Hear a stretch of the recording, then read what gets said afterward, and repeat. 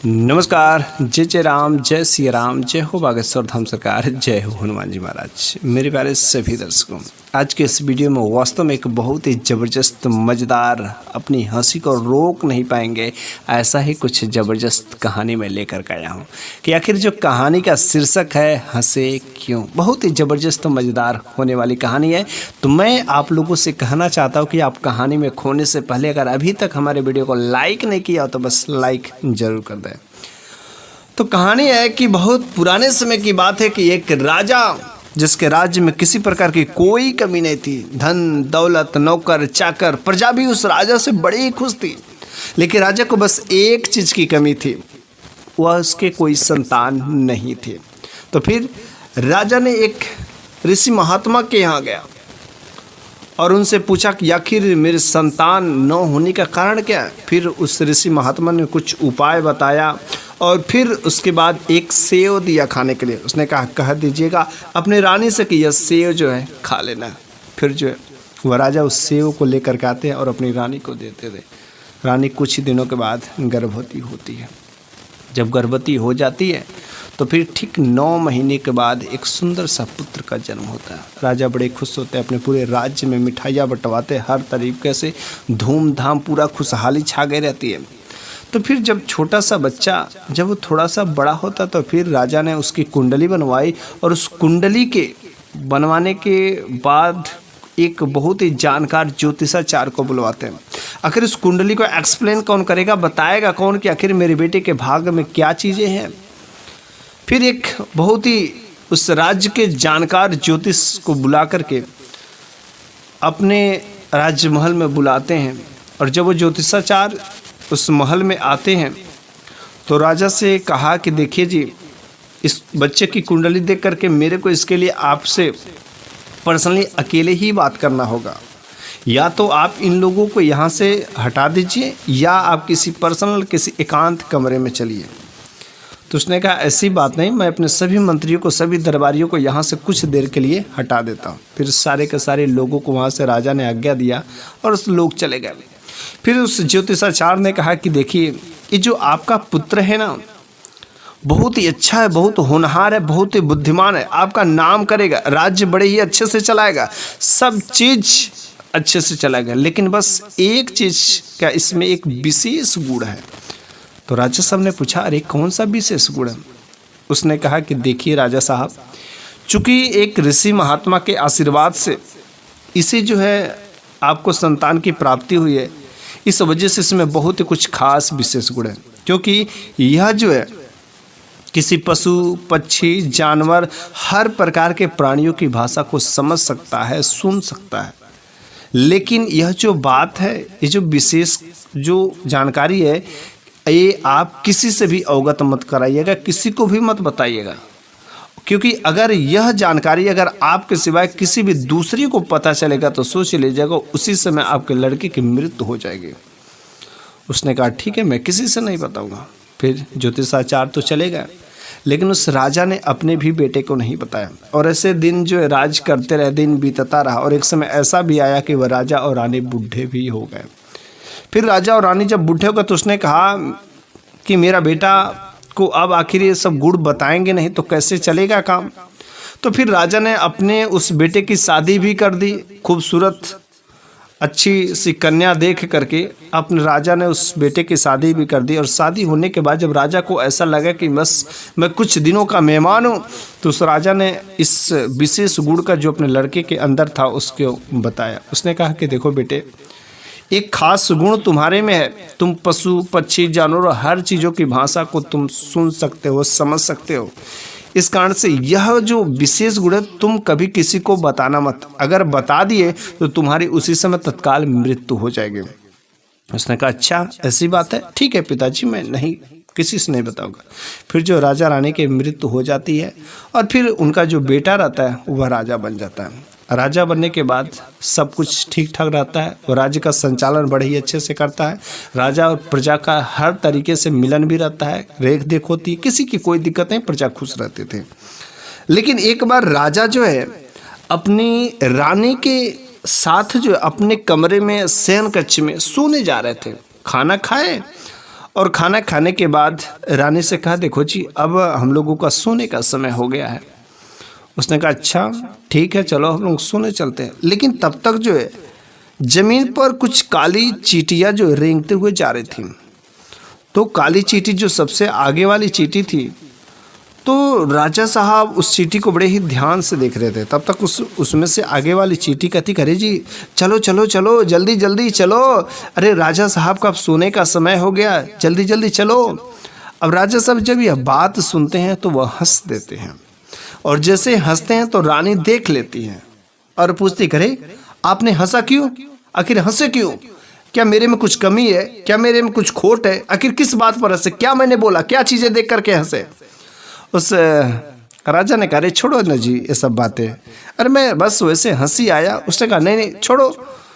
तो रानी ने कहा, नहीं जब तक आप बताएंगे नहीं तब तक मैं सुख चैन से नहीं रहने वाले, आखिर आपने हंसा क्यों। राजा ने कहा कि अरे छोड़ दो, मत पूछो। उसने कहा कि नहीं, आप जब तक मेरे को बताएंगे नहीं तब तक ठीक ठाक नहीं होगा। अब वो रानी गुस्सा आ जाती है, गुस्सा के मारे वह राजा से दूर हट करके वह सोती है, किसी भी तरीके से राहत करती है। लेकिन सुबह होते ही ना तो वह रानी किसी से बोलती है ना कुछ, बस गुस्सा करके बैठ जाती है। सुबह होते ही राजा साहब ने अपनी रानी को मनाने का कोशिश किया, लेकिन रानी ने फिर से पूछा, अरे पहले आप बताइए हंसे क्यों, जब तक आप बताएंगे नहीं तब तक मैं अन्न जल कुछ भी नहीं ग्रहण करूंगा। फिर सुबह से शाम हो जाती, रानी जो प्रण पर बैठ के रहती, आखिर राजा साहब आप बताइए आखिर आपने हंसा क्यों। वो बात भूलने की नहीं, वो राजा कई प्रकार की कोशिशें कर रहे थे, लेकिन रानी को बस एक ही बात थी, हंसे क्यों। राजा सोचे कि लग रहा है अब मेरे को बताना ही पड़ेगा, अब कुछ करे तो करे क्या, कैसे क्या होगा। तो एक दिन तो अन्न जल के त्याग करके वह प्रण पर बैठे थे। बेचारे राजा साहब थक जाते हैं मनाते मनाते, और आखिरकार सुबह में कहते कि देखो रानी, मैं आपको बता दूंगा कि मैं हंसा क्यों, लेकिन बताते ही मैं जो है मर जाऊंगा। उसने कहा अच्छा, भला कोई बात, राज की बात बताने से कोई मर जाता है, अरे मेरे को ना विश्वास है, पहले आप बताइए, मरेंगे तो देखा जाएगा। उसने कहा अरे आपको मेरी पर बातों पर भरोसा नहीं। उसने कहा अरे भला कोई कहने से मर जाता, कह रहे कहिए आप बताना ही नहीं चाहते, इस वजह से तमाम बहाने बना रहे। उस राजा ने कहा अरे मेरी बात पर यकीन मानो, अगर मैं बता दूंगा तो मैं मर जाऊंगा। उसने कहा मैं इन सब बातों पर भरोसा बिल्कुल ही नहीं, क्या भला कोई बात बताने से मरता है क्या, ऐसा हो ही नहीं सकता। तो फिर राजा ने कहा ठीक है रानी, जब आप जो है मेरे को मारना ही चाहती हैं और उस बात को जानना चाहती तो ठीक है, मैं मरने के लिए तैयार हो जाता हूँ।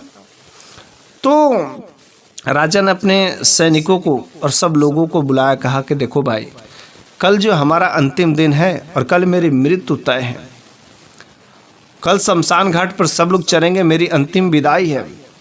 रानी ने कहा अरे ये सब झूठ है, ये सब कोई भी, ये राजा भला कोई बात बताने से कोई मर जाता क्या।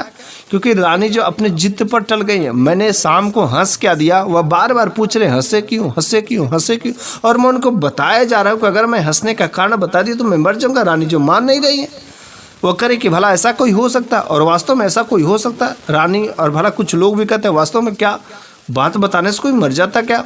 उस राजा ने अपने सभी लोगों से कहा कि वास्तव में कल मेरी अंतिम दिन होगा और शमशान घाट पर सभी लोग जो चलना और मेरी अंतिम विदाई जरूर कर देना।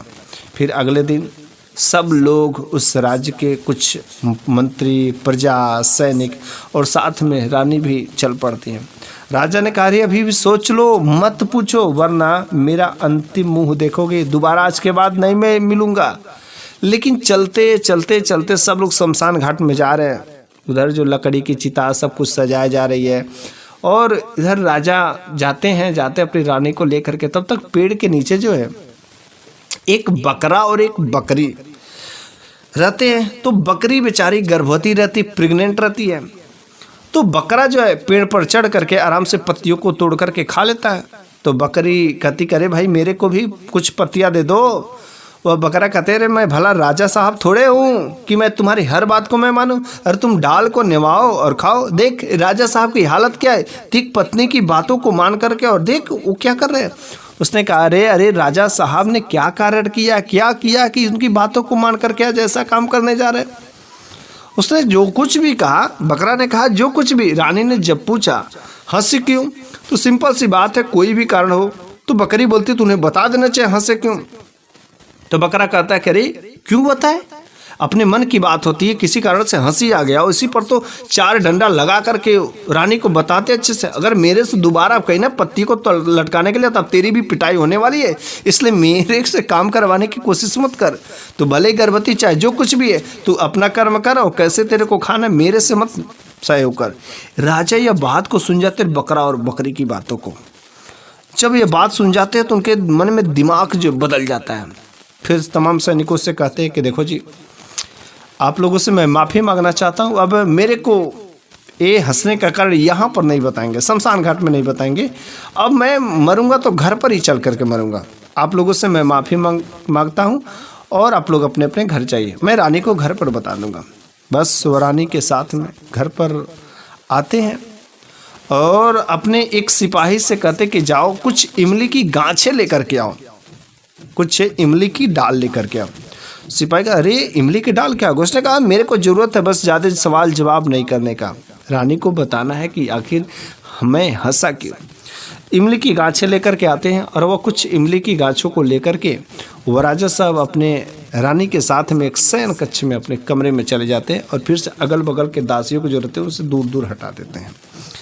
वहाँ पर जाते हैं और अपनी रानी से कहते हैं कि आखिर आपको वास्तव में सच बताइए, क्या आपको कारण जानना है कि हंसे क्यों? अरे अभी भी मौका है, आप जो है ये अपना वचन वापस ले लीजिए, मैं हंसा कि उसका छोड़ दीजिए।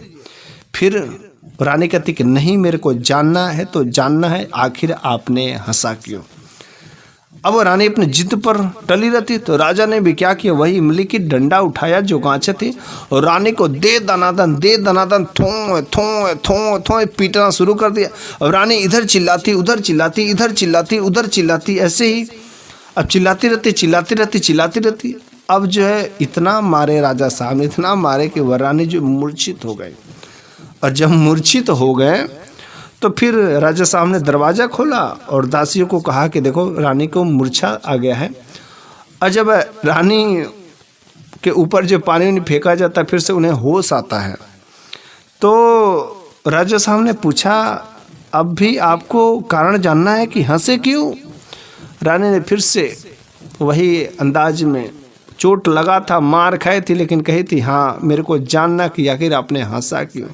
राजा साहब ने कहा करे किसी ने मेरे को बताया था कि कल आपकी पिटाई अच्छे से होने वाली है, यही सोच करके मैं हंसा। और भी जानना है, और भी जानना आपको हंसा क्यों? बोलिए, और अगर जानना है तो बोलिए।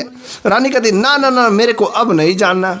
और यह सुन करके सभी लोग हंसने लगते हैं कि रानी की भी अच्छे से धुलाई हो जाती है। तो बकरा ने जो सबक सिखा दिया राजा साहब को, उससे राजा की मौत नहीं हुई। कुछ लोग ऐसे होते हैं कि जो अपने बीवी के गुलाम होते हैं, लेकिन हर जगह सही नहीं होता है। और बीवी को अगर कोई पति अपना बार बार जो जिद नहीं कर रहा, नहीं बताने का मन है, तो उसे जिद मत करिए। हो सके वह कुछ कारण होगा जिसकी वजह से वह नहीं बताना चाहता। तो मेरे प्यारे सभी दर्शकों, आज की यह कहानी आपको कैसी लगी है, आप अपनी राय कमेंट बॉक्स में जरूर दीजिएगा। अगर ऐसी कहानियाँ आप सुनने के लिए इच्छुक हैं तो आप मेरे चैनल को सब्सक्राइब जरूर कर लीजिएगा और अभी तक हमारे वीडियो को लाइक नहीं किया तो लाइक करके शेयर जरूर कर दीजिएगा।